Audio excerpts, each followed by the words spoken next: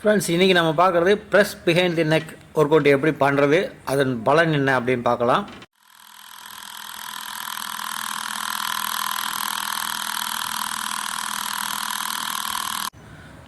இப்போ நம்ம பார்க்குற பயிற்சி என்ன அப்படின்னு பார்த்தீங்கன்னா, ப்ரெஸ் பிஹைண்ட் தி நெக்.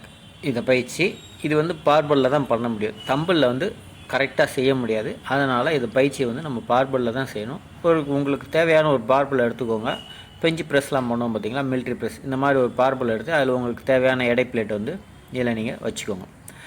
மாட்டிக்கிட்டு என்ன பண்ணணும் அப்படின்னா, உங்களுடைய அந்த பார்பலை உங்கள் தலைக்கு மேலே தூக்கி சரியாக உங்கள் தலைக்கு பின்பாகமாக இறக்கணும். அதாவது நார்மல் ஷோல்டர் ப்ரெஸ் வந்து நம்ம ஃப்ரண்ட்டில் இறக்குவோம் மிலிட்ரி ப்ரெஸ்ஸு. இது வந்து பேக் சைடில் இறக்கணும். இது எவ்வளோ தூரம் இறக்குன்னா, உங்களுடைய காது வரைக்கும் இறக்குனா போதும். அதிகமாக காதுக்கு கீழே இறக்க வேண்டியதில்லை. ஏன்னா அப்படி கீழே அதிகமாக இறக்குனீங்க அப்படின்னா மசில் டேமேஜ் வர்றதுக்கு வாய்ப்பு இருக்குது. ஸோ அதனால் வந்து நீங்கள் வந்து அந்த மாதிரி பண்ணாதீங்க, ஏதாவது இன்ஜுரி ஆகிவிடும். ஸோ அதனால் நீங்கள் வந்து இந்த பயிற்சி பண்ணும்போது கொஞ்சம் கவனமாக இருக்கணும். கரெக்டாக உங்கள் காதளவு அதிகபட்சம் உங்கள் காது வரைக்கும் வந்துச்சுன்னா போதும். சிலர் வந்து கீழே வரைக்கும் இறக்குனா நல்லா கிடைக்கும் அப்படின்னு நினச்சி மசில் நல்லா டெவலப் ஆகும்னு நினச்சி பண்ணுவாங்க. ஸோ அது வந்து ஒரு தவறான ஒரு இது. ஸோ அந்த மாதிரி நீங்கள் வந்து பண்ணக்கூடாது. கரெக்டாக உங்கள் காது வரைக்கும், இல்லை கொஞ்சம் மேலே இருந்தாலும் சரி, பரவாயில்ல, பண்ணிக்கலாம். ஒவ்வொரு முறையும் நம்ம செய்யும்போதும் உங்களுக்கு தேவையான எடை பிளேட்டை வந்து நீங்கள் எக்ஸ்ட்ரா வந்து ஆட் பண்ணிக்கொள்ளணும்.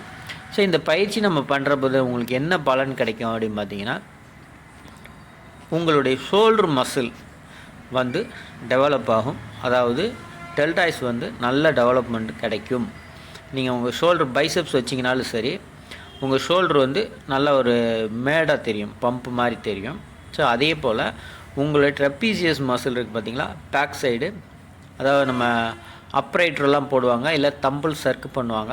ஸோ அந்த மாதிரி பயிற்சி பண்ணுவாங்க. ஸோ அதே டயத்தில் நீங்கள் வந்து இந்த பயிற்சி பண்ணினாலும் உங்களுடைய back side trapezius muscle, interior trapezius, out trapezius, அப்புறமா இந்த மாதிரி மசில்கள்லாம் டெவலப் ஆக வாய்ப்பு நிறைய இருக்குது. சரிங்களா? இன்னரும் அவுட்ரும் ட்ரெப்பீசியஸ் வந்து நல்லா டெவலப் ஆகும்.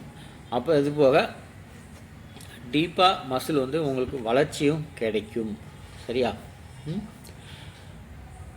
இந்த பயிற்சி நீங்கள் செய்யும்போது கொஞ்சம் கவனமாக செய்யணும். ஏன்னா அதிகமாக செய்யும்போது உங்களுடைய ஓவர் வெயிட்டை வந்து நீங்கள் மேலே தூக்குனீங்க அப்படின்னா உங்களுடைய முதுகு பாகம் வந்து கொஞ்சம் ஸ்ட்ரென்த்தாக இருக்கணும். இதை நீங்கள் உட்காந்து செய்யலாம், இல்லை நீங்கள் வந்து நின்று பண்ணலாம்.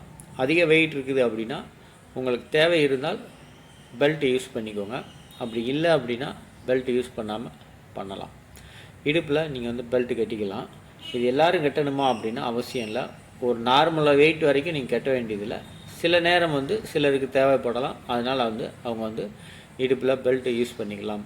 எல்லா பயிற்சிக்கும் பெல்ட்டு யூஸ் பண்ணணுமா அப்படின்னு கேட்டிங்கன்னா கண்டிப்பான முறையில் கிடையாது. சில பயிற்சிகளுக்கு, அதாவது இந்த மாதிரி ஷோல்டர் பண்ணும்போது, ஸ்குவாட் பண்ணுற போது, இந்த மாதிரி பயிற்சிகளுக்கு வந்து உங்களுக்கு பெல்ட் தேவைப்பட்டால் இடுப்பில் வந்து நீங்கள் கட்டிக்கொள்ளலாம். இந்த பயிற்சி நீங்கள் பண்ணும்போது தான் உங்களுடைய மசில் வந்து நல்லா டெவலப் ஆகி உங்கள் ஷோல்டரு ஒரே மாதிரி நீங்கள் military press, normal tumble press, front rice இந்த மாதிரி ஒர்க் அவுட்டாக நீங்கள் பண்ணிக்கிட்டு இருந்தீங்கன்னா ஷோல்டர் மசில் வந்து சரியான வளர்ச்சி வந்து கிடைக்காது. அதனால் சில நேரங்கள் வந்து இப்படிப்பட்ட பயிற்சியும் நீங்கள் வந்து கண்டிப்பான முறையில் செஞ்சணும். இந்த பயிற்சி இன்னும் நிறைய இருக்குது. அதெல்லாம் நம்ம வந்து ஒவ்வொரு பதிவாக வந்து பார்க்கலாம். உங்களுக்கு வேறு ஏதாவது இதில் உங்களுக்கு தெரியல அப்படின்னா கமெண்ட் பண்ணுங்கள் கீழே. அதுக்கான பதில் வந்து ஒரு வீடியோ பதிவாக வரும். அதையும் நீங்கள் வந்து பாருங்கள், தெரிஞ்சுக்கோங்க. இந்த மாதிரி விஷயங்கள் வந்து உங்கள் ஃப்ரெண்ட்ஸுங்களுக்கு ஷேர் பண்ணி விடுங்க. அவங்களும் சில விஷயத்தை வந்து தெரிஞ்சுக்கோங்க. வெயிட்டை வந்து நீங்கள் ஹேண்டில் பண்ணும்போது கொஞ்சம் கவனமாக வச்சுருக்கணும். உங்களுடைய கைகள் வந்து ஃபுல்லாக லாக் பண்ணக்கூடாது. மேலே தூக்கி லேசாக ஒரு பாயிண்ட் வந்து கம்மியாகவே வச்சுருக்கணும். அதுதான் இதில் வந்து ரொம்ப முக்கியமான விஷயம். வெயிட்டை, ஓவர் வெயிட்டை வந்து நீங்கள் தூக்கி லாக் பண்ணக்கூடாது. அப்படி பண்ணிங்கன்னா உங்கள் எல்போ வந்து ப்ராப்ளம் வந்துடும். பார்த்து. நன்றி நண்பர்களே.